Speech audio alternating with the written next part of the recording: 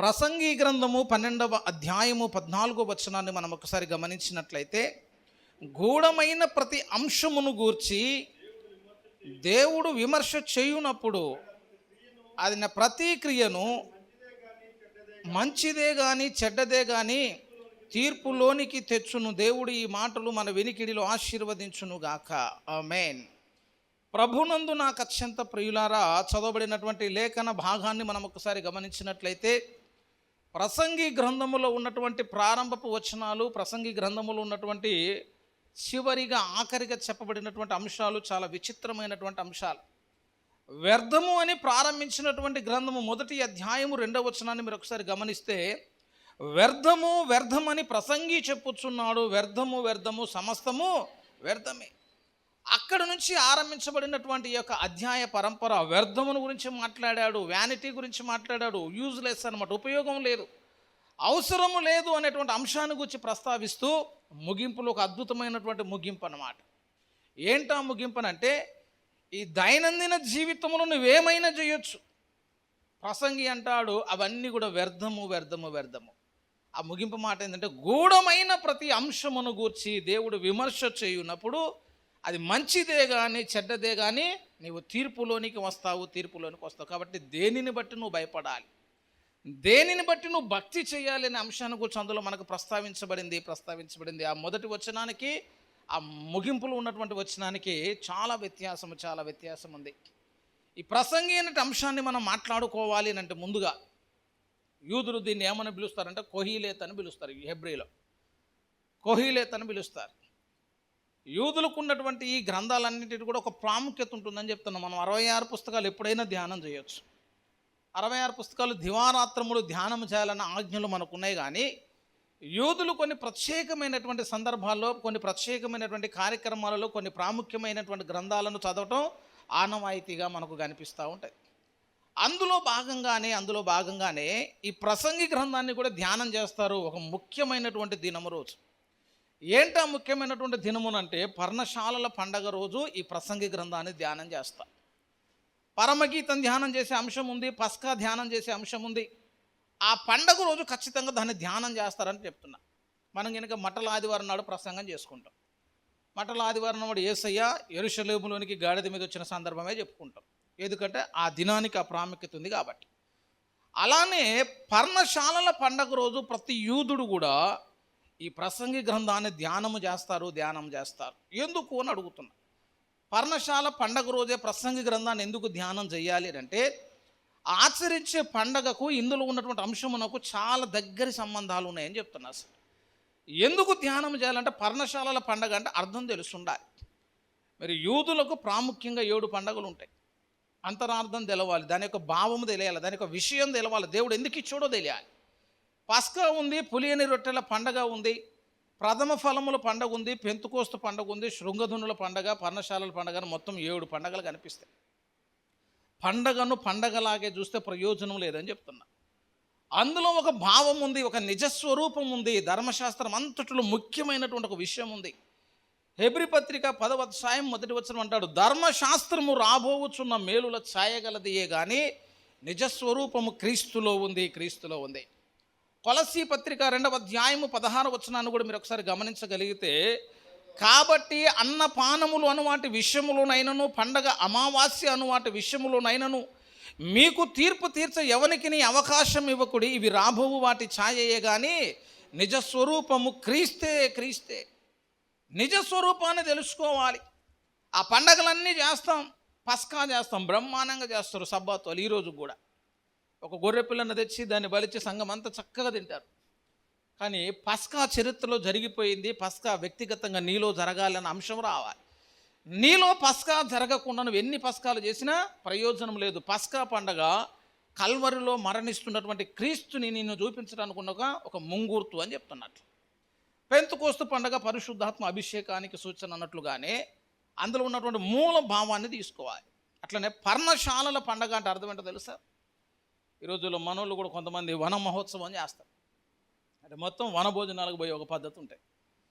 వనభోజనాలు అంటే ఇల్లు జల్లు అన్నిటిని వదిలేసి కావలసిన వాటన్నిటిని సిద్ధపరుచుకొని ఒక్కరోజు అట్లా బయటికి వెళ్ళి చుట్టాలతోటి బంధుమిత్రులతో ఆనందంగా అక్కడే ఒక దినమంతా గడిపి వచ్చేస్తాం. దాన్ని మనం భారతీయ సాంప్రదాయంలో వనభోజనం అని చెప్పుకుంటాం. దాని వెనక నేపథ్యం చాలా ఉంది. ఎందుకు ఇట్లా చేస్తున్నట్టు వాళ్ళు చెప్పుకున్న పురాణ గాథలు చాలా ఉన్నాయి.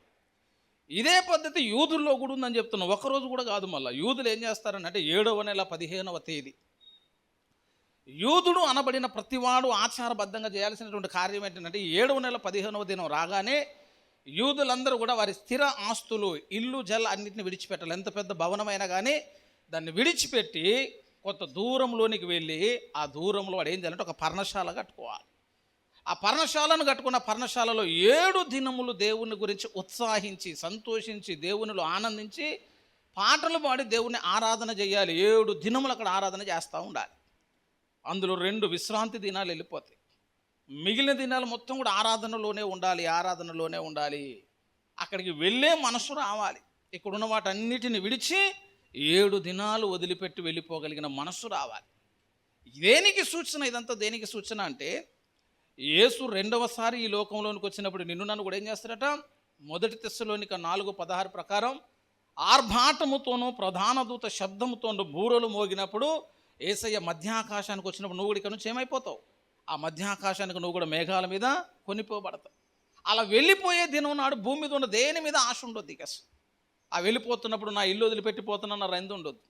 అయ్యో నా బంగారం ఏమైపోయిందన్న రంది ఉండొద్దు. ధనం గురించి రంది ఉండదు. ఆ వెళ్ళిపోతున్నప్పుడు ఆ మనసు రావాలి అన్నదానికి అదొక సిద్ధపాటు. 2వ రాకడలో యేసయ్య వచ్చి నిన్ను తీసుకొని పోతాడు అని చెప్పడానికి సూచనగా భూమి మీద పర్ణశాలల పండగ చేస్తారు. ఆ పర్ణశాలల పండగ చేసేవాడు భూ సంబంధమైన విషయాల మీద ఆలోచన తక్కువ ఉండాలి అని చెప్తున్నా. అసలు విడిచిపెట్టగలిగిన మనస్సు ఉండాలి. ఎవరైతే ఈ భూ సంబంధమైన వాటన్నిటి మీద మనస్సు లేకుండా ఉంటారో, విడిచిపెట్టడానికి సిద్ధ మనసు కలిగి ఉంటారో, పర్ణశాల కొరకు వేగిరపడుతూ ఉంటారో అటువంటి వారు పర్ణశాల పండగ రోజు ప్రసంగి చదవాలి. ఎందుకో తెలుసా? ప్రసంగి గ్రంథం చెప్తున్న మూల అంశం కూడా అదే అని చెప్తున్నా. సార్ ప్రసంగిలో కూడా నువ్వెన్ని సంపాదించుకున్నా, నువ్వెంత సమకూర్చుకున్నా ఒక దినం వచ్చిన తర్వాత ఏం చేయాలంట? వీటన్నిటిని విడిచిపెట్టాలి. వీటన్నిటిని విడిచి అక్కడికి వెళ్ళాల్సినటువంటి దినం ఒకటి ఉంది. ఆ వ్యక్తిత్వము లేకుండా, ఆ మనస్సు లేకుండా, దేవుని కొరకు సమస్తమును విడిచిపెడతానని చెప్పే తీర్మానం లేకుండా నువ్వు భక్తి జీవితాన్ని చేయొద్దని చెప్తున్నా. భక్తిలో ఎదుగుదల అనే ఒక అంశం ఉంది కదా. రక్షణలో ఎదుగు నిమిత్తము అని అన్నాడు పేతురు. విశ్వాసములో వృద్ధి ఉండాలి, రక్షణలో ఎదుగుదల ఉండాలి, ఆధ్యాత్మికంగా పరిపక్వత కావాలి, సంపూర్ణత కావాలి. ఎన్ని అంశాలు ఎక్కడికి నడిపిస్తున్నాయో తెలుసా? క్రీస్తులో నీవు జన్మించినప్పుడు, క్రీస్తులో నీవు పుట్టినప్పుడు, రక్షించబడినప్పుడు నీవు బాలుడవు అని బైబిల్ చెప్పింది. మనందరం ఎట్లాంటి వాళ్ళం అంటే చిన్న పిల్లలు, పాలు త్రాగేటువంటి పిల్లలు అన్నమాట. నిర్మలమైన మనస్సాక్షి గలవారే, క్రొత్తగా జన్మించిన శిశువులను పోలిన వారే నిర్మలమైన వాక్యమును పాలను అపేక్షించాలి. రక్షణలోనికి వచ్చినప్పుడు మనకు కొన్ని విషయాలు తెలుస్తాయి. యేసు నా పాపాల కొరకు మరణించాడు అనే అంశం తెలిసింది.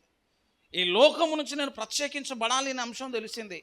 అక్కడ నుంచి ఒక్కొక్క మెట్టును పైకి ఎదగాలి అని చెప్తున్నాం. వృద్ధి అంటాం, దాన్ని ఎదుగుదల అంటాం, దాన్ని రక్షణలో పెరగటం అంటాం.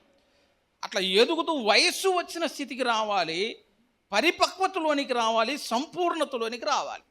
అలా వచ్చే క్రమంలో ఏం జరుగుతుందో తెలుసా?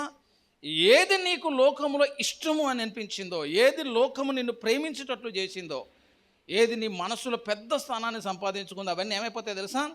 నువ్వు రక్షణలో ఎదుగుతున్న కొద్దీ క్రీస్తు పైన ప్రేమ పెరుగుతూ ఉండాలి, లోకం పైన ఆశ చనిపోతూ ఉండాలి. ఒకానొక దినం వచ్చినప్పుడు ఆశాపులకు ఒక మాట చెప్పగలగాలి. నీవు నాకు ఉండగా ఈ లోకములో నాకేదియో అక్కరలేదు.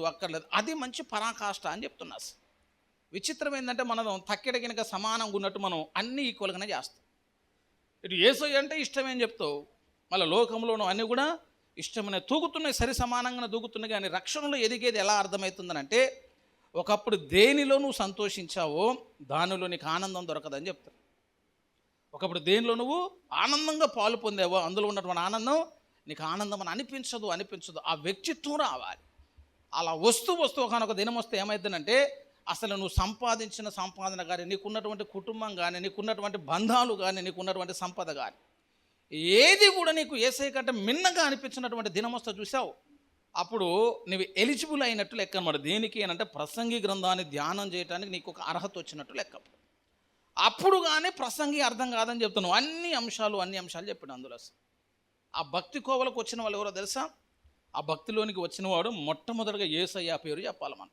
ఎందుకంటే యేసు క్రీస్తు ఫిలిప్పి పత్రిక 2లో అంటాడు, ఆయన దేవునితో సమానముగా ఉండుట విడిచిపెట్టకూడని భాగ్యం అని ఎంచుకొని అన్నిటిని విడిచిపెట్టాడు. ఎందుకంటే నీ పైన ప్రేమ ఉంది కాబట్టి. దేవుడు విలువిచ్చాడు. దేనికి విలువిచ్చాడంటే ఆయనకున్నటువంటి సింహాసనం కాదు, దేవదూతల స్తుతులు కాదు, వాటన్నిటిని మించి భూమి మీద ఉన్నటువంటి మానవుని దేవుడు కారణము లేకుండా ప్రేమించాడు. ఎంత ప్రేమించాడు? వాటి అన్నిటికంటే ఎక్కువగా దేవుడు ప్రేమించాడు. ఇప్పుడు దేవుడు నిన్నేమంటుండనంటే, ఈ భూమి మీద ఉన్నటువంటి సకల సౌఖ్యాలన్నిటికంటే కూడా ఎక్కువగా దేవుని నువ్వు ప్రేమించగలిగిన మనస్సు నావాలి. విడిచిపెట్టమని చెప్పట్లే. దేవుడే విడిచిపెట్టమన్నప్పుడు మారు మాట్లాడకుండా విడిచిపెట్టగలగాలి అని చెప్తున్నావు. అబ్రహామును ఆదికాండం 22లో దేవుడు పిలిచి అన్నటువంటి మాట, నీవు ప్రేమించు నీ కుమారుణ్ణి, నీకు ఒక్కడై ఉన్న నీ కుమారుణ్ణి ఇస్సాకునట, నేను చెప్పబో పర్వతంలో ఒకదాని మీద బలి అర్పించు అన్నాడు. అంతే. అబ్రహాము మారు మాట్లాడకుండా కుమారునికి కట్టెల మోపం మీదేశాడు, చేతులు అగ్ని పట్టుకున్నాడు, కొండ మీదకి ఎక్కిపోయినట్టు. అసలు నేను అడగట్లేదు, కానీ అబ్రహామును పిలిస్తే ఏమన్నాడో తెలుసా? ఇవ్వటానికి సిద్ధ మనసు కలిగి ఉన్నాడు, వదిలిపెట్టడానికి కూడా ఆయన ఆశతోటి ఉన్నాడు. అంటే దేవుని కంటే ఎక్కువ నాకు ఏది లేదని చెప్పగలిగింది. చక్కని పాట పాడిన చూసావు, నీ ఉంటే నాకు చాలు చేశా. నేను చాలాసార్లు చెప్పినా మళ్ళీ చెప్తున్నా ఒక మాట, ఏంటంటే పాట పాడే ముందు ఒకసారి చదువుకోవాలని చెప్పిన, చదివితే ఒకసారి అది ఏమైపోద్ది, లోపల ట్యూన్ అయిద్ది అన్నమాట. ఏం పాడుతున్నామో మనకు అర్థమైపోద్ది. ఉంటే చాలు అని అంటున్నాం అని అంటే అర్థం ఏంటంటే, పెదాలతోటి మనం ఆ మాట మాట్లాడుతున్నాం కదా, హృదయములో ఎట్లుందో ఒకసారి చూస్తాడు. అసలు సంఘ సంస్కర్త మార్టిన్ లూథర్ అంటాడు, ఎక్కువ అబద్ధాలు ఆడేది ఎవరు అంటే పాటలు పాడేటోళ్ళు అని చెప్పిండు ఆయన. ఎందుకంటే వాళ్ళు పాడే పాటలకు ఇక్కడున్న వ్యక్తిత్వానికి ట్యూన్ ఉండదట. నేను సాగేదో యేసునితో అని పాడుతూ ఉంటాం, తర్వాత బోరున కూర్చొని నేడుస్తూ ఉంటాం. వరే ఇప్పటిదాకా పాడింది ఏందిరా, ఆ పెదాలతోటే కదా పాడావు. మరి పాడిన పాటకు నీ వ్యక్తిత్వానికి చూస్తే కుదరట్లేదు అంటే అర్థం ఏంటంటే చెప్పిందంతా ఉత్తదే కాదు, అబద్ధమే అంటాడు ఆయన. అట్లనే ఉంటే చాలు, ఆశాపన్న మాట మీద పాటే రాసుకున్నావు. అసలు నువ్వు ఉంటే నాకు సరిపోతుంది యేసయ్య అని అనగనగాలి అని అంటే యేసయ్య గురించి నీకు ఎంతో తెలిసి ఉండాలి. చూడండి అసలు ఆ మాట భక్తులు అన్నారు, అబ్రహాము బిడ్డను అడగాని ఇచ్చేయగలిగాడు. పౌలు అంటాడు, ఏవేవి నాకు లాభకరములై ఉండెనో వాటన్నిటిని పెంటతో సమానముగా నేను ఎంచుకుంటున్న, ధనమును విలువైన వాటిని బంగారాన్ని ఎవడని అట్లా ఎంచుతాడని పౌలుకు ఆ మనసు వచ్చేసింది. ఇవి నాకు విలువైనవి కాదు, వీటికంటే విలువైన యేసయ్య నాకు దొరికాడు అంటాడు. మోషే ఆ మాట అంటాడు, హెబ్రీ పత్రిక 11లో అంటాడు, ఐగుప్తు సింహాసనము కంటే క్రీస్తు విషయమైన ఇంత గొప్ప భాగ్యమని ఎంచుకొని అల్పకాలము పాప భోగము అనుభవించడం కంటే దేవుని ప్రజలతో శ్రమ అనుభవించడం మేలని యోచించి, సింహాసనం మీకు అంత అందంగా కనిపించకపోయా, డబ్బులు మీకు అంత అందంగా కనిపించకపోయా, కుమారుడంత విలువైన వాళ్ళగా కనిపించలేదు. ఎందుకు అనంటే వాటన్నిటికంటే విలువైన క్రీస్తు వారికి విలువైన వ్యక్తిలాగా కనిపించగలిగాడు. యేసును విలువైన వ్యక్తిలాగా ఎప్పుడైతే నువ్వు చూడగలుగుతావో అప్పుడు ప్రసంగి గ్రంథం నీకు అర్థమవుతుందని చెప్తున్నా. అప్పుడు అనిపించింది వ్యానిటీ అని నువ్వే చెప్పగలుగుతావు, వ్యర్థమని నువ్వే చెప్పగలుగుతావు. ఏంటి వ్యర్థమని అంటే సమస్తము వ్యర్థమే అని చెప్పగలుగుతావు. ఆ మనసులోనికి రావు, ఆ వ్యక్తిత్వాన్ని సంపాదించుకోవాలి. భక్తులు ఎదుగుతున్నప్పుడు ఇవి వస్తాయని చెప్తున్నాం. ఒకప్పుడు సింహాలు అంటే బాగా చూసేటోళ్ళు ఉంటారు, తర్వాత రక్షణలోనికి వచ్చి కొంత భక్తి చేసిన తర్వాత ఏమైపోతుంది తెలుసా, అయ్యో వాటి మీద మాకు మంచిగా అనిపించట్లేదు అంటారు. ఇంతకుముందు బాగా త్రాగిన వాళ్ళు ఉంటారు, వాళ్ళన్నీ మానిన తర్వాత ఇప్పుడు తాగేటోడు వీడి ముందు ఉన్నాడు అనుకో, వీడికి పడట్లేదు అంటాడు. మందు కానీ సిగరెట్ కానీ మానేసిండు అనుకో, మానేసిన తర్వాత వాళ్ళకి పడట్లేదు సార్ అంట. మరి పడని ఇంతకుముందు బాగానే తాగినావు కదా బిడ్డ, అప్పుడు పడ్డది, కానీ ఇప్పుడు ఏమైపోయిందంట, పడట్లేదు. విలువైనవి కొన్ని ఉంటాయి, ఆ విలువైన వాటిలో యేసు నీకు ముందు వరుసలో ఉండాలి. ఇప్పుడు చెప్తే ఏంటవి, ధనం విలువ కాదండి, ధనం చాలా విలువైంది. ఎంత విలువైందంటే ఈ లోకాన్ని నడిపించేది ధనమే అని చెప్పే అంత విలువ అనమాట మనకు. అంత విలువైన ధనం కొంతమంది భక్తుల చేతుల్లోకి వచ్చినప్పుడు దాన్ని రంగు కాగితాలు పంచినట్టు పంచిందని చెప్తారు. చార్లెస్ టడ్స్టన్ ఉన్నాడు. చార్లెస్ టడ్స్టన్ ఆగర్భ శ్రీమంతుడు అని చెప్తున్నాను, పుట్టుకతోట మంచి ధనికుడు. అసలు కోట్ల ఆస్తి ఉన్న కూడా వాటి అన్నిటిని పంచి అరణ్యములోనికి వెళ్ళి పూరిపాకలో బ్రతకంతా గడిపిండు. అసలు పంచగలుగుతామంట, డబ్బులు పంచాలంటే ప్రాణం పోయింది మనకు. అసలు డబ్బులు మన చేతిలోంచి బయటికి పోతే ఎంతసేపు మన చేతిలోనికి రావాలి. యేసయ్య గొప్పోడే అని చెప్తావు, కానీ అంతకంటే మీదగా మనకు డబ్బు మీద ఎక్కువ ప్రేమ ఉంటుంది. ధనాపేక్ష లేని వారే మీకు కలిగి ఉన్న వాటితో తృప్తి పొందరు. సంపాదన తప్పు కాదు, సంపాదించట్లేదని చెప్పాలి. సొసైటీలో ఒక మంచి స్థితికి పోవద్దని చెప్పట్లే. ఏ స్థితిలో ఉన్న యేసయ్య చెప్తే దాన్ని వదిలిపెట్టేటట్లు ఉండాలి. ధనము కంటే ఎక్కువ నాకు ఏది లేదని చెప్పేటట్టు కాదు, యేసు ఉంటే చాలు, నేను దేన్నైనా విడిచిపెట్టగలుగుతా, అది ఆఖరికి ప్రాణం వచ్చిన ఆ మాట అనగలగాలి. చార్లెస్ టడ్సన్ గారు తనకున్న 1000 కోట్ల ఆస్తి అంతా కూడా ప్రభు కొరకు విడిచిపెట్టిండు. అసలు విలువైనవి కాదండి డబ్బు. భగత్ గారి జీవితాన్ని చూడండి ఒకసారి. ఇంగ్లాండ్ పోయి ఇంజనీరింగ్ కోర్సు చదివిండాడు. అప్పట్లో చాలా డబ్బులు పెట్టి చదివిండు. అసలు వాళ్ళ నాన్న పంపించిన డబ్బులన్నిటినీ వ్యర్థానికి వాడి తాగాడు, తిరిగాడు, లగ్జరీ లైఫ్ అంతా వాడి ఆ డబ్బులన్నింటినీ ఖర్చు పెట్టి లాస్ట్కి సర్టిఫికేట్లు తెచ్చుకున్నాం. సర్టిఫికేట్లు చాలా వాల్యుబుల్ కాదండి, ఇంజనీరింగ్ కోర్సు చదువుకున్న సర్టిఫికేట్లే. ఆ సర్టిఫికేట్లు అన్నీ చాలా వాల్యుబుల్. ఆ రోజుల్లో ఫారెన్లో చదువుకుంటాడంటే ఫుల్ వాల్యుబుల్. అసలు శామకు వచ్చే ముందు ఏం చేసిండే, సర్టిఫికేట్లు మొత్తం గాలబెట్టిండట. సర్టిఫికేట్లు ఎందుకు గాలబెట్టినట్టే, విలువైన లాగా ఇప్పుడు అనిపించట్లేదు అట. అప్పుడు బాగా విలువైందని అనిపించింది, చదువుకున్నాం. ఆ సర్టిఫికేట్స్ వచ్చిన తర్వాత ఏమైపోయిందంటే, ఇక సేవకు వెళ్ళిపోతున్నానని తెలిసిన తర్వాత ఈ సర్టిఫికేట్ నాకు వద్దండి, ఎందుకంటే మళ్ళీ నాకు సేవలో ఏమైనా ఎదురు దెబ్బ తగిలితే నాకున్నటువంటి ఈ అర్హతను బట్టి మళ్ళీ నేను ఏదైనా ఉద్యోగం చూసుకునే అవకాశం ఉంటుంది. ఇవి విలువైనలాగా కనిపించొద్దంటే ఏం చేయాలంటే కాల్చి బూడిద చేసిండట. అంతే కాదు, బూడిద అయిపోయింది. కొన్ని సంవత్సరాలు కష్టపడి చదివి డబ్బులు పెట్టి విలువైన వాటిలాగా సంపాదించుకొని చేతిలో పెట్టుకొని భద్రపరచుకోవాల్సిన వాటిని ఏం చేసిండట, కాల్చేసిండు. మరి విలువైనలాగా అనిపించలేదంటే ఇప్పుడు అనిపించట్లేదు సార్. అవి ఏవేవి నీ కన్నులకు విలువైనలాగా కనిపిస్తున్నావో అవి ఇప్పుడు ఎట్లా అనిపించాలంటే ఒకానొక దినం వచ్చేసరికి నార్మల్ అయిపోవాలి.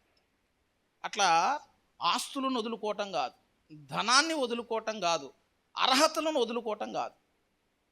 భక్తుల చరిత్రలు చదువుతుంటే జాన్ జే పేటన్ గారు కానీ, అదోనిరామ్ జడ్సన్ కానీ ఒక పక్కన సేవ చూస్తుంటే బిడ్డలు చనిపోతూ ఉన్నారు. చనిపోతున్న బిడ్డలను పాతి పెట్టడానికి కూడా అవకాశం లేకుండా వారి స్వహస్తాలతోటి పిల్లలను సమాధి చేసినటువంటి కార్యాలు అయినా కూడా వెనుదిరగట్లేదు అట. వెనక్కి మూల నాశ రావట్లేదు. ఎందుకు రావట్లేదనంటే అంతకంటే మిన్నగా ప్రేమించే క్రీస్తున్నాడు, ఆయన సువార్తను మనం ప్రకటించాలని తీర్మానం చేసుకున్నారు. ప్రసంగిలో అన్నాడు వ్యర్థము అని చెప్పాడు కదా. ఏది వ్యర్థం అంటే నీ ఆధ్యాత్మిక జీవితానికి అవసరం లేనిది ప్రతిది కూడా వ్యర్థమే అని చెప్తున్నా. అసలు అవసరమే లేదు. అవసరమైనవి కొన్నే ఉన్నాయి, అవి గుర్తుపట్టొద్దండి. అవసరమైనవి ఎన్ని ఉన్నాయట, కొన్నే ఉంటాయి. మీరు ఒకసారి కొన్ని అధ్యాయాలు కనుక మనం ఒకసారి గమనించినట్లయితే మనందరికి చాలా సుపరిచితం యేసయ్య అన్నటువంటి మాట, అవసరమైనది ఒక్కటే. మార్తా మరియ ఆ సందర్భాన్ని ఒకసారి మీరు గమనించినట్లయితే, మార్తా మరియ సందర్భంలో విస్తారమైనటువంటి కార్యము చేస్తున్నప్పుడు యేసయ్య నోట్లోంచి వచ్చినటువంటి ఒక చక్కని మాట చూడండి. మార్తతోటి మాట్లాడినటువంటి మాట 10వ అధ్యాయము చూడండి. లూకాసు వార్త 10వ అధ్యాయము 41. అందుకు ప్రభువు, మార్తా నీవు అనేకమైన పనులను గూర్చి విచారము కలిగి తొందరపడుచున్నావు, కానీ అవసరమైనది ఒక్కటే, మరి ఉత్తమమైన దానిని ఏర్పరచుకొనెను, అది ఆమె యొద్ద నుండి తీసివేయబడదని ఆమెతో చెప్పిన. ఒక్కటే అన్న దగ్గర ఏముందండి, ఒక్కటే అన్న దగ్గర కొన్ని అని ఉన్నది. అవసరమైనవి కొన్ని ఉన్నాయి. ఏంటంటే అందులో రక్షణ చాలా అవసరమైనది. ఇప్పుడు మరియా ఏం చేస్తుంటే యేసయ్య పాదాల యొద్దండి వాక్యమును వింటుంది. అవసరమైనది ఏంటంటే వాక్యమును వినటం, ప్రార్థన చేయటం, విశ్వాసములని ఆధ్యాత్మిక జీవితాన్ని కట్టుకోవటం, 10 మందికి సువార్తను ప్రకటింపజేయటం, భక్తిలో ఎదగటం, ఇవి అవసరమైనవి. పక్కనోడు ముచ్చట అవసరమా అండి? 24లో అన్నట్టు వ్యర్థమైన దాని మీద మనస్సు పెట్టకు. కొంతమందికి అయితే యమాశ పక్కనోడు లైవ్ చూడాలని ఆశ ఉంటుంది. వాళ్ళది ఏదో ఒక పంచాయతీ అయింది అనుకో, మనకు అవసరమని అనుకో. గోడలకు చెవులు ఉంటాయి అంటారు, చూసావు? ఏం చెవులు తెలుసా? అవి గోడకున్న చెవులు కాదు. నువ్వు గోడకి చెవులు ఆనించగానే ఏమైపోతుందంటే అవి గోడ చెవులు అయిపోతాయి అన్నమాట. పక్కన ఏం జరుగుతుందో మన ఇట్లా గోడ కానిస్తాను, చూసావు? అప్పుడు ఆ మాటలు వినాలని ఆశ ఉందో, చూసావు? దానివల్ల ఏమన్నా ప్రయోజనం అంటే ఏముండదు. అసలు ఏమన్నా ఉపయోగం ఉందంటే ఏముండదు. ఉపయోగం లేని దాని మీద మనస్సు పెట్టిన వాడు ఆయన పరిశుద్ధ స్థలంలోనికి ఎప్పుడు ప్రవేశించే అవకాశం ఉండదు, గుడారంలోనికి వచ్చే అవకాశం ఉండదు. వ్యర్థము అన్నవంతే, ఉపయోగం లేని దాన్ని ప్రక్కన పెట్టాలి. చాదస్తం పెరిగిందంటాం, చూసావు? ఎక్కడ దాకా పెరిగిందంటే బయట చూస్తున్నటువంటి సమాజంలో ఉన్న సమస్యలు కూడా స్పందించరు, కానీ కొంతమంది అయితే సీరియల్లో ఉన్నటువంటి క్యారెక్టర్లు కూడా స్పందిస్తూ ఉన్నారు. అసలు ఆమెకు మొగుడు వదిలేసిండు, చుట్టూ బాధలే ఉన్నాయి, కన్నీరు ఉన్నాయని చెప్పి ఈమె ఏడుస్తూ ఉంటుంది. అసలు ఏమన్నా నిజమేనది? యథార్థత కాదని తెలుసు, అదంతా ఉత్తదని తెలుసు, అయినా కూడా కొద్దిసేపు దాన్ని ఏమవుతుంటే ఫీల్ అవుతూ ఉంటామంట. అయ్యో ఆమె జీవితం బాగుంటే బాగాట. 2024 సంవత్సరాల క్రితం కల్వరిలో జరిగిన చరిత్ర గుర్తురాదు, బాధ కాదు. నిర్దాక్షిణంగా అన్యాయంగా చనిపోయిన ఒక వ్యక్తిని కన్నుల ముందు ఎప్పుడు కనిపించడు. ఆ బాధను కూర్చిన బాధని మొహంలో కనిపించదు, కానీ ఎవడో ఒక ఆమెను కొట్టిండట, అదంతా ఉత్తదేం తెలుసు, డ్రామా అని తెలుసు, యాక్టింగ్ అని తెలుసు, అంతా తెలుసుకొని మేము కుమిలి కుమిలి ఎడతారు కొంతమంది. అది వ్యర్థం కాదంటే పనికి వచ్చేదా ఏమన్నా? పనికి రాని వాటికి ప్రయోజనకరమైనటువంటి పేరు పెట్టి మనం చేస్తున్నటువంటి పనులు చాలా కనిపిస్తాయి. ప్రభు అంటాడు, ఏమంటాడనంటే ఆ వ్యర్థమైనటువంటి వాటన్నిటిని ఏం చేయాలంటే తీసివేయాలి. ఉపయోగపడేది ఒకటే ఉంది, ఉపయోగపడేవి కొన్నే ఉన్నాయి. ఆ ఉపయోగపడేది ఏంటి అని ప్రభువుని అడిగితే అప్పుడు ప్రభు చెప్పినటువంటి మాట ఏంటంటే ప్రతి గూఢాంశము కూడా ఏమైపోతుందట, దేవుడు విమర్శ చేయునప్పుడు ఆయన వెలుగులోనికి తెస్తాడు. అప్పుడు అది మంచిదే కానీ చెడ్డదే కానీ నువ్వు తీర్పులోనికి వచ్చినప్పుడు ఏమైతే తెలుసా, అప్పుడు దేవుడు ఎన్ని వ్యర్థమైన వాటిపైన నువ్వు మనసు పెట్టావో ఆ రోజు తెలిసిద్ది అనమాట. బిడ్డ అంత పని చేసినావు కదా, ఏమన్నా అక్కడికి వచ్చిందా అని అడుగుతాడు. అది ప్రయోజనమా అంటే కాదు, అవసరమైనదంటే కాదు, అవసరం కాని దాని కొరకు ఎంతో ప్రయాసపడ్డావు, ఎంతో కష్టపడ్డావు, నిలబడలేదు. అది పౌలు యొక్క గురేంటో తెలుసా? పౌలు అంటాడు, నేను ప్రయాసపడుతున్నా. ఆ ప్రయాసపడింది ఏం కావద్దనంటే క్రీస్తు నందు నేను పడిన ప్రయాస వ్యర్థము కాకుండా, నేను ఎన్ని త్యాగాలు చేసినదంతా కూడా వృధా కాకుండా వాటి కొరకు ఏం చేస్తుంటే భయపడుతున్నాడు. క్రీస్తు నందు నేను పడిన ప్రయాస వ్యర్థము కాకుండా ఉన్నట్లు ప్రతిదీ ఏం చేస్తున్నట్టు జాగ్రత్త చేసుకుంటున్నాడు. అసలు నీ భక్తి జీవితంలో నువ్వు చేసేది కూడా ఎట్లుండాలని అంటే వ్యర్థమైన వాటిపైన నువ్వు దృష్టి పెడుతున్నావా లేదా చూడాలి. ఎందుకనంటే రేపు విమర్శలోనికి వచ్చినప్పుడు ఏమొచ్చింది, అది మంచిదే కానీ చెడ్డదే కానీ దేవుడు నేను ఎక్కడ తీసుకుని వస్తాడట, తీర్పులోనికి దేవుడు తీసుకొని వచ్చును, తీర్పులోనికి తెచ్చును. కాబట్టి ఇశ్రాయేలీయులను ఆ పర్ణశాలలోనికి పోయే మనసు వచ్చేది వీటన్నిటిని విడిచిపెట్టాలంతే. లోతు భార్య తిరిగినట్టే తిరుగుతాం మనమైతే. నాకు తెలిసి 2వ రాకలో చాలామంది లోతు భార్యలు ఉంటారు. అప్పుడు యేసయ్య మధ్యాకాశానికి వచ్చి ఒక్కసారి బూరక శబ్దం వినిపించి బిడ్డ రండి అని అందరిని ఒక కేకేసి పిలిస్తే అప్పుడే కొత్త ఇల్లు కట్టుకున్నాను ఎట్లుంటుందండి, ఇది ఎంత వదిలేసిపోవాలా బిడ్డ?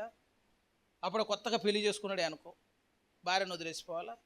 అప్పుడే పిల్లగాడు పుట్టిండే అనుకో, ఆ సంతోషాన్ని కూడా వదిలిపెట్టాలని ఒక్కసారి మనం ఏం చేస్తుంటే మనసులో ఎనికి చూస్తాం అనమాట. మనసులో ఎనికి చూసినాం అనుకో, అప్పుడు ఏమైపోయినట్టు పిలిచిన వానికంటే కూడా ఇక్కడ ఉన్న ఏంటో మనకి విలువైనదన్న మనసు నీకు వచ్చినట్టు లెక్క. లోతు భార్య కూడా అంతే, ఒక్కసారి వెనక్కి తిరిగేదట. ఎందుకు తిరుగుంటుంది చెప్పండి మీరు? ఎందుకు తిరుగుంటుంది అంటే సంపాదించిన ఆస్తి అంతా ఎక్కడుంది? ఇప్పుడు సొదొమలోనే ఉంది. సొదొమకు వచ్చి లోతు బాగా సంపాదించిందండి. ఎక్కంత దాకా సంపాదించిందంటే ఊరు గవిని యొద్ద కూర్చునేంత గొప్పడు అయిందట. మన భాషలో చెప్పాలంటే పంచాయతీ చేస్తాం చూసావు, తీర్పు చెప్పే న్యాయాధిపతి అయింది. అక్కడ పాపుల మధ్యలోని పోయి అంత ఎదిగి అన్ని డబ్బులు సంపాదించుకున్నాడు. సొదొమ చూసినప్పుడు లోతుకి ఎట్లా కనిపించిందంటే అది ఏదేనులాగా కనిపించిందట. దేవుని తోట ఏదేనులాగా అది పచ్చగా ఉందట. అక్కడికి వెళ్ళి విస్తారమైన డబ్బులు సంపాదించి, మంచి పేరు సంపాదించి, మంచి పరపతి సంపాదించి వెళ్ళిపోదాము అనగానే దేవదూత చేతులు పట్టుకున్నప్పుడు లోతు వెనక్కి చూడకుండా ముందుకు వెళ్ళిపోయింది. అసలు కానీ లోతు భార్యకు ఆలోచన ఉంది, బంగారం ఏడుందో మరి, అసలు ఆస్తిపాస్తులన్నీ వెనకనే ఉన్నాయి, సంపాదించిందంత అక్కడే ఉంది, కష్టాజీతం అంతా అక్కడే ఉంది, ఒక్కసారి వెనక్కి చూద్దాం అంత గాలిపోతుంది కదా అని ఒకసారి వెనక్కి తిరిగింది, అంతే ఉపస్తంభం అయిపోయింది. ఎందుకు అంటే వ్యర్థమైన వాటి మీద ఏముంది, ఇంకా ఓకే మనస్సు ఉందని చెప్తాను. ఆ మనస్సు ఇంకా పోలే, లోతు చూడాలి కదండి. చూస్తే లోతు చూడాలి. అయ్యో నా రెక్కల కష్టాజీతం అనుకోవచ్చా, లోతు వెనక్కి చూడకుండా వెళ్ళిపోగలిగా. ప్రతి అంశం వస్తుంది, అందులో లెక్కలోనికి తీస్తే అసలు నీ బ్రతుకు కాలం నువ్వు ఎంత వ్యర్థమైన వాటి మీద దృష్టి పెట్టావో అర్థమైపోద్ది. అసలు అవసరమైనవి కొన్ని తెలుసుకుంటే ప్రయోజనం కాదు, అవసరమైనవి ఒక్కటే అన్నాడు యేసయ్య. అందులో అవసరమైనవి కొన్ని ఫుట్ నోట్లో కొన్ని ఉన్నాయి. అందులో ప్రార్థన చాలా అవసరం అని తెలవదా? కానీ దాని మీద మనం మనసు పెట్టం. ఎట్లా ప్రార్థన చేయాలి, ఎట్లా దేవునికి ముందుకు పోవాలన్న దాని మీద మనం దృష్టి పెట్టం. వాక్యము అనేది చాలా అవసరం, ప్రభు దానికి విలువిచ్చాడు. విశ్వాసం అవసరం, రక్షణ అవసరం, సువార్త అవసరం, సంఘ సహవాసం అవసరం. ఇవన్నిటి మీద మనకు ఎక్కువ రుచి అనిపించదు. ఏముందలే వీటి మీద, కానీ ఇంకొకటి ఏదైనా చెప్పండి. పక్క విషయాల మీద బాగా దృష్టి ఉంటుంది. ప్రభు దగ్గర పోయినప్పుడు ఏంటంటే అది వ్యర్థమైపోతుంది. అసలు ప్రసంగి అంటేనే ఒక చక్కని అర్థం ఏంటంటే బోధకుడు అని అర్థం అన్నమాట. ప్రసంగి అంటే అర్థం ఏంటో తెలుసా? బోధకుడు అని అర్థం. నూతన నిబంధనలో యేసయ్యకి పెట్టిన పేరేంటో తెలుసా? యేసయ్య మరణించి ఆ సమాధుల తోటలో ఉన్నప్పుడు మరియ వచ్చి యేసయ్య తోట అంటుంది, తోటమాల అనుకొని మాట్లాడుతున్నటువంటి మాటలు ఆమె అని పిలిచిందంటే యేసయ్యకి అనిపించగానే రబ్బూని అని పిలిచిందట. రబ్బూని అనేటువంటి హెబ్రీ మాటకు అర్థం ఏంటంటే బోధకుడా అని అర్థం అన్నమాట. యేసుప్రభే బోధకుడు. ప్రసంగిలో చెప్పబడ్డ ప్రతి మాట మళ్ళీ నీకు నూతన నిబంధనలో యేసయ్యలో కనిపిస్తుంది అని చెప్తున్నాను. పౌలు చెప్పిన మాటల్లో కనిపిస్తాయి. అన్నిటిని విడిచిపెట్టాలి. అన్నిటికంటే మిన్నగా క్రీస్తుని నీ హృదయంలో ప్రేమించగలగాలి. మత్తయి 10లో అంటాడు, తల్లినైనను తండ్రినైనను అన్నదమ్ములనైనను అక్కచెల్లెనైనను కడుపును పుట్టిన బిడ్డల కంటే కూడా ప్రాణము కంటే కూడా ఎక్కువగా నన్ను ప్రేమించువాడు నాకు పాత్రుడు అవుతాడని చెప్పిండు. అట్లా కోరుకోవచ్చాను మరి. ఏసేమంటాడంటే అన్నిటికంటే ఫస్ట్ ప్రియారిటీ నాకు ఇవ్వాలి. ఆ మనసు నీకు ఎప్పుడైతే వస్తుందో అప్పుడు ఈ భవబంధాలన్నిటి మీద నీకేమొచ్చినట్టు విడుదల దొరికినట్టు లెక్క. మనకి ఎన్ని చెప్పినా కూడా మళ్ళీ ఎవరో ఒక విగ్రహం ఉంటుంది లోపల. చాలాసార్లు మనం విగ్రహం అనుకోగానే ఏమనుకుంటాం, ఒక బొమ్మ చేసి పెట్టుకోవడం అనుకుంటాం కదా. బొమ్మ చేసి పెట్టుకోవటం విగ్రహం కాదు. హృదయంలో నువ్వు దేనికి అధిక ప్రాముఖ్యతనిస్తావో అదే నీ ఆధ్యాత్మిక జీవితానికి విగ్రహం అయిపోతుంది. పరిశుద్ధ బైబిల్ గ్రంథం చెబుతుంది అసలు ధనాపేక్ష కూడా మనకి ఏమైపోయిందంటే విగ్రహమే అయిపోతుంది. ఒకసారి మరి లేఖనాలను గమనించినట్లయితే విగ్రహారాధన అయినటువంటి ధనాపేక్ష కొలసీ పత్రిక 3వ అధ్యాయాన్ని చూడండి. 3వ అధ్యాయము 1 చదవండి. 3:1 మీరు క్రీస్తుతో కూడా లేపబడిన వారైతే పైనున్న వాటిని వెదకండి. నువ్వు రక్షణ పొందిన వాడివైతే నీ దృష్టి ఎట్టుండాలని చెప్పిన పైనున్న వాటి మీద పెట్ట. ప్రసంగిలో ఏమంటాడంటే ధనము, సంపాదన, స్త్రీ సమస్తం కూడా ఇక్కడ వ్యర్థమని చెప్పిండు కదా. నువ్వు ఆనందంగా ఉన్నా, సంతోషంగా ఉన్నా, సంపాదించుకున్న ద్రవ్యము చేత కన్ను తృప్తి పడదు అని చెప్పిండు. అంతే. నువ్వు ఎంత సంపాదించినా కన్నుకు తృప్తి ఉండదు. ద్రవ్యాన్ని అంత ఇంపార్టెన్స్ ఇచ్చిన ప్రయోజనం లేదని ప్రసంగి చెప్పాడు. యేసుప్రభు ఏమన్నాడో తెలుసా? భూమి మీద మీరు ధనమును కూర్చుకొనవద్దు. అదే మాట వచ్చింది ఇక్కడ కూడా. ఇక్కడ చూడండి 3:1 లేపబడిన వారైతే పైనున్న వాటిని వెదుకుడి. అక్కడ క్రీస్తు దేవుని కుడి పార్శ్వమున కూర్చుండి ఉన్నాడు.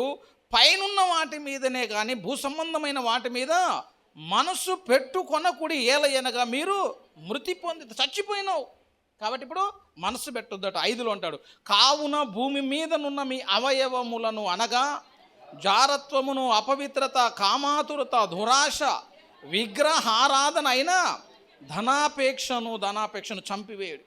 ఇప్పుడు ధనాపేక్ష అని చెప్పాలి. ఏమని చెప్పారు?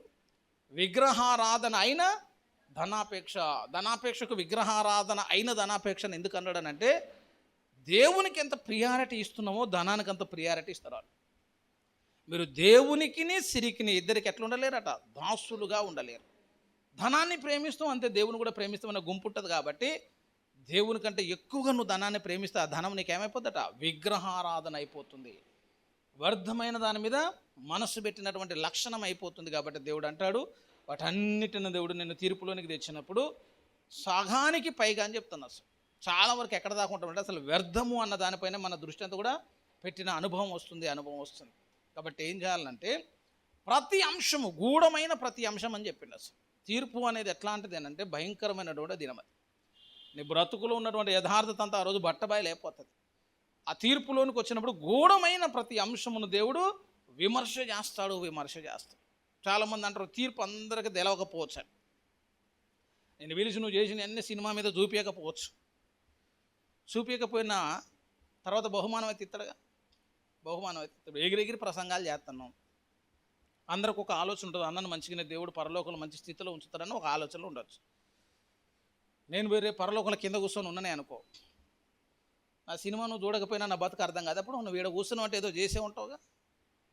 నువ్వు ఏడుండాల్సినోడు వస్తుంది. సింహాసనం మీద కూర్చుంటానైనా ప్రసంగాలు చేసినావు. ఈరోజు సాప మీద కూర్చొని ఏదో భజన చేస్తూ ఉన్నావు. మన స్టోరీ అంతా తెలియని వాడికి ఏమర్థం అంటే భక్తిలో ఎక్కడో లోపం ఉంది ఈయనలో. అక్కడ దాచిండు కానీ ఇక్కడ దాగట్లేదు అని అంశం అర్థమైంది. ప్రతి అంశము వెలుగులోనికి వచ్చి వారి పని కొలది, వారి కష్టము కొలది దేవుడు జీతం ఇస్తాను అన్నాడు కదా. ఆ జీతం ఇచ్చినప్పుడు సరైన జీతం నేను పొందుకోలేదే అనుకో, అప్పుడు నాలో ఉన్న లోపం నీకు తెలియకనే తెలిసిపోతుంది. ఆ పరలోకం పోయినాక యథార్థమైనటువంటి స్వరూపం తెలుస్తుంది అని చెప్తాను. నేను ఒక బుక్ చదివా, ఆ బుక్ మీరు కూడా చదవాలి. నరకంలో ఒక రాత్రి అని ఆండ్రూస్ దావాల గారు రాసినటువంటి పుస్తకం. చిన్న పుస్తకమే, మనకు అన్ని చిన్న పుస్తకాలే చెప్పాలి. మళ్ళీ బైబిల్ ఇంత ఉన్నందుకు కూడా బాధపడేటోళ్ళు. ఇంత పెద్దగా ఉంటుంది ఆ బుక్, ఎక్కడన్నా చిన్నగా ఉంటే బాగుండకపోయా. ఇంత పెద్ద బుక్ మోసుడు ఎట్లా, చదువుడు ఎట్లా, గుర్తుపెట్టుకోవడం ఎట్లా, మళ్ళీ దాన్ని ధ్యానం చేసుడు ఎట్లా? చక్కగా చిన్న పుస్తకం ఉండాలి. ఖురాన్ చాలా చిన్నగా ఉంటుంది, 114 అధ్యాయాలే ఉంటుంది. భగవద్గీత చాలా చిన్నగా ఉంటుంది, 18 పర్వాలు ఉంటాయి. మహాభారతం కూడా స్టోరీలాగా ఉంటుంది కాబట్టి చిన్నదే చదువుకోవచ్చు. రామాయణం కూడా చిన్నదే చదువుకోవచ్చు. అంతా ఒక హిస్టరీ లాగా, ఒక కింగ్డమ్ని ఎక్స్ప్లెనేషన్ చేసినట్టు, ఒక రాజు యొక్క చరిత్ర చదివినట్టు ఉంటుంది కాబట్టి చదవచ్చు. కానీ ఒక అర్థం లేదే, అర్థం లేదే. ఆది కాండం అంటాం, అంతలోనే అసలు అంత అర్థంగానే లేవి కాండంలోకి తెస్తావు. ఆ బలులు అంటావు, నోరు తిరగదు, పదాలు అర్థం కాదు, భాష తెలియదు. వాళ్ళు దాన్ని ధ్యానం చేసి గుండెలో గుర్తుపెట్టుకుంటే ఏడ గుర్తుంటుందండి? పోను 2-3 మాటలా గుర్తుపెట్టుకుందా అంటే అదేమో 66 పుస్తకాలు పెట్టబెట్ట, ఒక్కొక్క దాంట్లో అన్ని అధ్యాయాలు పెట్టబెట్ట, వచనాలు పెట్టబెట్ట, ఏమర్థమైంది? దాన్ని అన్ని పక్కన పెట్టేటోళ్ళు. చిన్నది కావాలి, షార్ట్గా ఉండాలండి. ఆశీర్వాదాలు కూడా అట్లా చిన్నగా చేసి ఇస్తే సరిపోయింది. అసలు చిన్న ఆశీర్వాదం ఒకటి ఇచ్చిన బాగుంటుందా? అట్లా ఉండదు మరి. చిన్న పుస్తకమే. కొంతమంది అయితే సైజు చూస్తారు, ముందు కాంటెంట్ కూడా చూడారు, అందులో ఉన్నటువంటి అంశం చూడరు. కానీ ఎన్ని పేజీలు ఉన్నది ఫస్ట్? 20 పేజీలు ఉందంటే ఎంత మంచి పుస్తకం అసలు ఇది అని చెప్పి తర్వాత దాని రేటు చూసి తర్వాత చదువుకోవడానికి ఇష్టపడదు. చిన్న బుక్కే అది, హిస్టరీ కాదు, ఏం కాదు, అదొక నావెల్ అని చెప్తున్నా. భక్తి జీవితంలో ఉన్నటువంటి ఆ వ్యక్తిత్వాలన్నింటిని చూసి ఆయన అనుభవంతో రాసినటువంటి గ్రంథం అది. ఏమి రాసిందంటే, ఒక్కసారి ఆయన నరకానికి పోయాడట. ఆయన నరకానికి పోయేసరికి ఒక ఆమె తెల్ల చీర కట్టుకున్న నరకంలో ఉందట. దేవుడు అడిగిండట, బిడ్డ ఏం చూస్తావు, పరలోకం చూస్తావా నరకం చూస్తావా అంటే ఆయన అన్నాడట, ఎట్లయినా పరలోకమే కదా యేసయ్య నేను పోయేది, నేను చూడండి ఏదన్నా ఉందంటే అది నరకమే కాబట్టి నరకం చూపెట్టన్నాడట. సరే బిడ్డ పా అని నిద్రపోతున్నాడు. నిద్రపోతుంటే ఒక ఆమె అక్కడ తెల్ల చీర కట్టుకుని ఒక ఆమె ఉందట. బుక్లో రాసిన పేరు ఏంటంటే సుశీల అని ఉంది. సుశీల అంటే అర్థం ఏంటంటే మంచి శీలము కలిగింది అని అర్థం, మంచి వ్యక్తిత్వం కలిగింది అని అర్థం, మంచి వ్యక్తిత్వం అని అర్థం అన్నమాట. ఆమె అట్లా ఎదురుకు వచ్చేసరికి ఆండ్రూస్ దావాల గారు అడిగిండాడు, పక్కనున్న దేవుడు, యేసయ్య మనం నరకానికి వచ్చినావా పరలోకానికి వచ్చినావా అని అడిగిండాడు. బిడ్డ నువ్వు నరకమే అన్నావు కదా అంటే, మరి నరకానికి రమ్మన్నాం కదా, మరి పరలోకానికి ఎందుకు తెచ్చినట్టు? లేదు ఇది నరకమే అన్నాడట. ఇది నరకం అయితే సుశీలకి ఇక్కడ ఎందుకున్నదని అడిగిండట. అంటే ఆమె ఈయనే ఉంటుందని చెప్పిండట. లేదు లేదు యేసయ్య ఎక్కడో మిస్టేక్ జరుగుంటుంది, ఆమె ఎట్లాంటిదో నీకు తెలుసు అని చెప్తాడట. ఏం చెప్తానంటే, ఆమె అసలు గుడి జరిగితే ఫస్ట్ ఆమె వచ్చింది, ఆమె సమర్పణ జీవితం తెల్లబట్టలే కట్టుకుంటుంది, ప్రారంభ ప్రార్థన ఆమె చేస్తుంది, పాటలు ఆమె పడుతుంది, ఆమె నడిపించేది, అనేక మందికి సువార్త ప్రకటన చేద్దానికి ఆమె చరిత్ర అంతా చెప్తాడట. చరిత్ర అంతా చెప్తుంటే ఆ పక్కన ఆమె ఆగు తమ్ముడా అంటుందట. నువ్వు ఊకో తమ్ముడా, నువ్వు ఆగు తమ్ముడు అంటే, ఆగక్క నీకు నోట్లో నాలుకే లేదు, ఎక్కడైనా ఓపిక పట్టొచ్చుకో, నరకంలో వేసినా ఓపిక పడతావా, మరి నోట్లో నాలుక లేనట్టున్న భక్తి చేస్తే సరిపోతుంది, కొద్దిగా లౌక్యం కూడా ఉండాలి. ఈయన వంతాసు పడుతుంది, మాట్లాడుతూ ఉంటుంది. ఇక మాట్లాడి మాట్లాడి లాస్ట్గా అన్నదట, నా చరిత్ర నీకు తెలియదు తమ్ముడు అని చెప్పిందట. తెలియకపోవటం ఏందక్క, ప్రతిరోజు చూస్తూనే ఉండగట, నువ్వు చూసేది ఒకటే సైడ్ అని చెప్పిందట. ఏం చూస్తుంటుంది అని అడిగితే ఆమె చేసినాయి అని చెప్తుందట.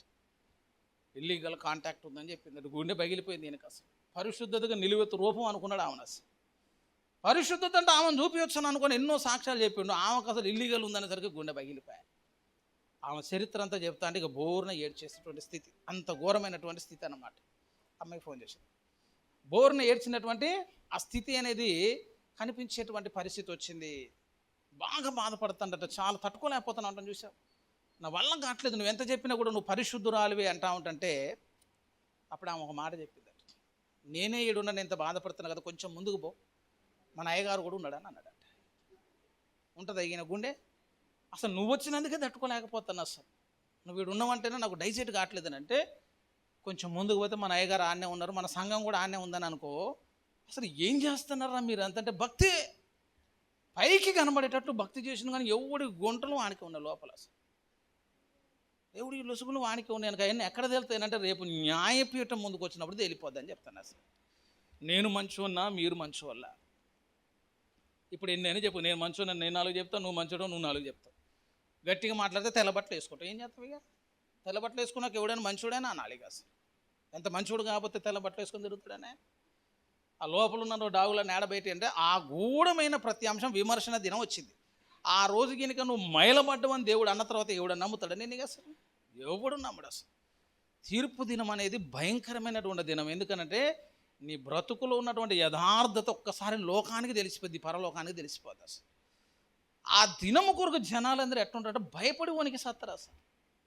అసలు మానవ జాతికి ఒక విచిత్రమైన రోగం వచ్చింది. ఏంటంటే దేనికి భయపడాలో దానికి భయపడకుండా, దేనికి భయపడకూడదు దానికి భయపడటం నేర్చుకున్నాం మనం. అసలు దేవుడు అంటే భయం ఉంటుంది అంటే పెద్దగా ఏమనుకుండదు, కానీ దయ్యం అన్నం అనుకో ఇక వాడు బయటికి కూడా రాడు. అసలు దేవునికి భయపడి ఉండు, ఆయనకు లోబడి ఉండు అని బైబిల్ చెప్తా ఉంటే దానికి భయపడు. మనం దేనికి భయపడాలో దానికి భయపడు. అట్లనే తీర్పు అనే దానికి జనాలు భయపడాలి. అసలు తీర్పు అనేది ఎంత భయంకరం అంటే అంత భయంకరం. పరిశుద్ధులకు కూడా భయం పుట్టించేదన్నమాట. 20వ శతాబ్దపు అగ్ని అపోస్తలని పిలుస్తారు, వాళ్ళని అగ్ని ప్రవక్తలని పిలుస్తారు, ఫైర్ ప్రాఫిట్స్ అంటారు వాళ్ళే. లియోనార్డో రావెనెల్ కానీ ఏడబ్ల్యూ టోజర్ కానీ పుస్తకాలు చదవండి, అంత డేంజర్గా ఉంటాయి ఆయన పుస్తకాలు. వాళ్ళిద్దరు మంచి పరిశుద్ధత మీద నిష్ట కలిగినటువంటి పరిచర్య మీద బుక్కులు రాశారు. వాళ్ళు ఏమంటారు తెలుసా? ఎంత భక్తి చేసినా ఇన్ని పుస్తకాలు రాసినా కానీ న్యాయపీఠం అంటే కొద్దిగా భయం అవుతుందని అంటారట. వాళ్ళిద్దరూ డిస్కషన్ చేసుకుంటే, న్యాయపీఠం ముందు నిలబడాలంటే నాకు కొంచెం భయం అవుతుంది టోజర్ అంటే, నీకు కాదు నాకు కూడా భయం అవుతుందని ఆయన అంటాడు. అట పక్కన మనం కూర్చున్నాం అనుకో, భయం ఎందుకు సార్ పోదామంట. మనం అయితే ఒక పుస్తకం రాసినోడి కాదే, గంట ప్రార్థన చేసినోడి కాదే, మంచి భక్తి చేసినోడి కాదే, ఎందుకంత ఎగిరెగిరి పడుతున్నావు అంటే ఆడికి పోతే ఏమైతే నీకు తెలియట్లే. ఒకసారి పోయిన తర్వాత నీ భక్తి జీవితం అంతా ఒకసారి తేలిపోయిన తర్వాత, వ్యర్థమైన వాటి మీద ఎంత మనసు పెట్టినో, ప్రయోజనకరం వాటిని ఎన్నింటిని విడిచిపెట్టినో ఆ రోజు తెలిసిపోయింది కదా. ఆ రోజు తెలిసిన తర్వాత అప్పుడు ఉంటుంది అన్నమాట. యుగ యుగాలు ఆ స్థితిలో నీ బ్రతుకంతా ఉండాలంటే నీ మనసు ఒప్పుకోదు అసలు. ఆ చిన్న ఆశీర్వాదంతో యుగ యుగాలు ఆడు ఉండాలంటే మనసు కుదిరిద్దాండి అసలు. అప్పుడు వచ్చి నువ్వు ప్రైజ్ లాడనం కూడా చెప్పేటోడు ఉండే, ఎందుకంటే అసలు నువ్వు ఇట్లాంటి నాకు తెలియకపోయాను. యథార్థత వచ్చేసి, యథార్థవంతులు ఉండేటువంటి చోటు పరలోకం అని చెప్తాను. అసలు ఆడికి వచ్చిన తర్వాత నేను సింహాసనం మీద లేదంటే అర్థమైందిగా, అన్నేదో చేసిందని మీరు అనుకోవాలి. మీరెవరన్నా కనపడలేదని అనుకో, నువ్వు కూడా కనపడ్డంత భక్తిపరు రాలని నాకు అర్థమైపోద్ది. మనందరి చరిత్ర ఎవరికి అర్థమైపోద్ది? పరలోక వాసులకి అర్థమైపోద్ది. అందుకే సొలొమోను ఏమంటే అన్నీ చేసి లాస్ట్కి వచ్చి అంటాడు, గూఢమైన ప్రతి అంశం అది మంచిదే కానీ చెడ్డదే కానీ అన్ని లెక్కలోకి వస్తాయి. అన్ని లెక్కలోకి వస్తాయి కాబట్టి ఒకటే ఒక పని చేద్దాం, ఇంకేం చేయొద్దని. కట్టుకున్న ఇల్లు వద్దు, స్త్రీలు వద్దు, భార్య వద్దు, ధనం వద్దు, ఇవన్నీ వద్దని చెప్పి ఆ ముందున్న అన్నీ చెప్పి ఒకటే మాట్లాడాడు, మానవ కోటికి ఇది ఏ విధి, ఇదంతయు వినిన తర్వాత తేలిన ఫలితార్థం ఇదే, యెహోవా యందు భయభక్తులు కలిగి చెడుతనమును విడిచిపెట్టుటయే మానవ కోటికి విధి. ఒకసారి ఆ ప్రసంగి గ్రంథము చివరి నుండి 2వ మాట ఒకసారి చదవండి. 12:13 ఇదంతయు వినిన తరువాత తేలిన ఫలితార్థం ఇదే, దేవుని యందు భయభక్తులు కలిగి ఉండి ఆయన కట్టడలను అనుసరించి నడుచుకుని చుండవలను, మానవ కోటికి ఇది ఏ విధి. అవసరమైనది ఒకటి చెప్పిండు. ఇప్పటిదాకా ఏం చెప్పిండు? అవసరము లేని చెప్పిండు. వ్యర్థమైన వాటన్నిటి గురించి మాట్లాడాడు. వ్యర్థమైన వాటన్నిటి గురించి మాట్లాడి లాస్ట్కి అవసరమైనది ఒకటి ఉంది. ఏంటంటే యెహోవా యందు, దేవుని యందు భయభక్తులు కలిగి ఉండి ఆయన కట్టడలను అనుసరించి నడుచుకొని చుండవలను, మానవ కోటికి ఇది ఏ విధి. ఈ ఒక్కటే, ఆయన కట్టడల ప్రకారం నడవండి అంతే, అసలు ఇంకేం చేయొద్దట. భయభక్తులు కలిగి ఉండండి, ఆయన కట్టడలను అనుసరించి నడుచుకుండాలి. ఇది ఏ విధి. ఎందుకు ఇట్లా ఉండాలి అంటే, నువ్వు చేసే ప్రతి పని తీర్పులోనికి వస్తుంది. విమర్శ చేస్తాడు దేవుడు. భయపడాలండి, పాపం చేయాలంటే భయపడాలి. ఎందుకంటే ఈరోజు కూడా అడగకపోవచ్చు కానీ రేపు అడుగుతాడని తెలియదు. నేను అడుగుతున్నా, సీసీ కెమెరా ఉంటే దొంగతనం చేస్తారండి కూడా. ఒక సీసీ కెమెరా పెట్టి ఇక్కడ ఎన్ని బంగారపు వస్తువులు పెట్టినా కూడా ఎవడు ముట్టడు, ఎందుకంటే ముందు కెమెరా చూస్తారు కాబట్టి. సీసీ కెమెరా అని ముందే వాళ్ళు రాసి పెడతారు. ఇప్పుడు అందరూ కూడా సీసీ ఫుటేజ్ అవైలబుల్ అని రాసిన తర్వాత అందులోకి ఎంత చేతులు దురద పెట్టినా మన చేతులు పెట్టొద్దు అందులో. అయితే పరిశుద్ధ బైబిల్ గ్రంథం కూడా యథార్థవంతులను బలపరచుటకు ఆయన కనుదృష్టి లోకమంతటా సంచారం చేస్తుందని చెప్పింది. అసలు ఇంకొక సీసీ ఫుటేజ్ ఎక్కడుందో తెలుసా? హెబ్రీ పత్రిక 4లో ఉంది. మనము ఎవనికి లెక్క అప్పజెప్పవలసి ఉన్నదో ఆ దేవుని కన్నులకు సమస్తము మరుగు లేక తేటగా ఉందట. హెబ్రీ పత్రిక 4వ అధ్యాయము 13వ వచనం చూడండి ఒకసారి. హెబ్రీ 4:13లో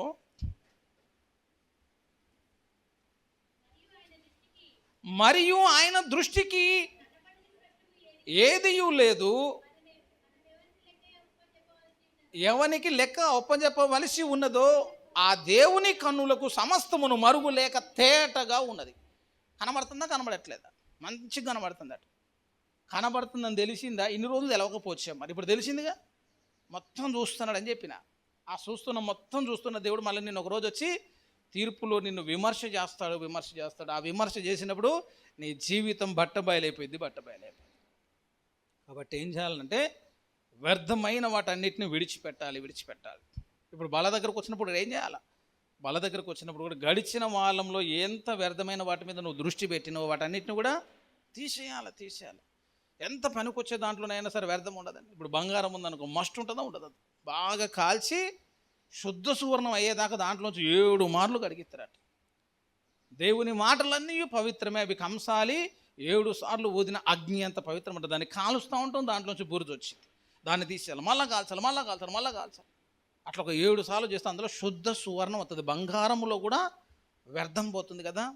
నీ భక్తి కూడా ఎట్లుండాలంటే శుద్ధ సువర్ణమై ఉండాలి. నువ్వు దేవునికి విలువైనటువంటి అవయవంలాగా, మంచి పాత్రలాగా ఉండాలంటే నీలో కూడా ఉపయోగం లేనివి, పనికిరానివి, ప్రయోజనకరం కానివి, వ్యర్థము అనేటువంటి వాటిని ఏం చేయాలంటే తీసివేసుకోవాలి. వాటి మీద మనస్సు పెట్టకుండా, వాటి మీద దృష్టి పెట్టకుండా నీ భక్తి జీవితాన్ని నువ్వు ఎప్పుడైతే కట్టుకోగలుగుతావో అప్పుడు నువ్వు యథార్థంగా న్యాయపీఠం ముందు నిలబడటానికి అవకాశం ఉంటుందని చెప్తారు. చాలామంది ఆడ నిలబడలేరు సంగతి తర్వాత అసలు ఉండరండి ఆడదాకా వస్తే కదా. కీర్తన అంటాడు, నీతిమంతుల సభలో పాపులు నిలవలేరు. యథార్థత లేనోడు పరలోకం రాలేడు, యథార్థత లేనోడు అక్కడ నిలవబడలేడు. విమర్శన దినం నాడు ఒక్కొక్కడికి హార్ట్ పేషెంట్లు ఎవడన్నా ఉంటే అసలు అప్పుడే పోతారు. మహిమ దేహాలు కాబట్టి బతికిపోతారు, కానీ దేవుని యొక్క తీక్షణమైన కోపాన్ని చూసేటువంటి రోజు, యుగ యుగాలని భవిష్యత్తు దాని మీదనే ఆధారపడి ఉంటుంది. ఎవడికో అన్యాయం చేయటం కాదండి, దేవుడు లెక్క అడుగుతాడన్న భయముతోటి భక్తి చేయాలని చెప్తాను. ఒక దినం వస్తే ఇది దేవుని న్యాయపీఠం ముందు వస్తుంది కాబట్టి ఇది నేను మాట్లాడకూడదన్న భయం రావాలి. నీవు మాట్లాడు ప్రతి మాట, వ్యర్థముగా నీవు మాట్లాడు ప్రతి మాట విమర్శలోనికి వస్తుంది. వ్యర్థంగా నువ్వు చేసిన ప్రతి పని విమర్శలోనికి వస్తుంది. కాబట్టి ఏం చేయాలంటే వీలైనంత వరకు అవసరమైన వాటి మీద దృష్టి పెడదాం, ప్రయోజనకరమైన వాటి మీద దృష్టి పెట్టాలి. మార్తలాగా విస్తారమైన పనులు పెట్టుకొని వాటన్నిటిని వృధా చేయొద్దు. మరి ఇలాగ ఎక్కడ ఉండాలి, యేసయ్య పాదాల దగ్గర కూర్చొని అవసరమైన మాటలు విని దేవుని వాక్యం చెప్తుంది, ఆమె యుద్ధ నుంచి దానిని తీసివేయబడదు అన్నారు.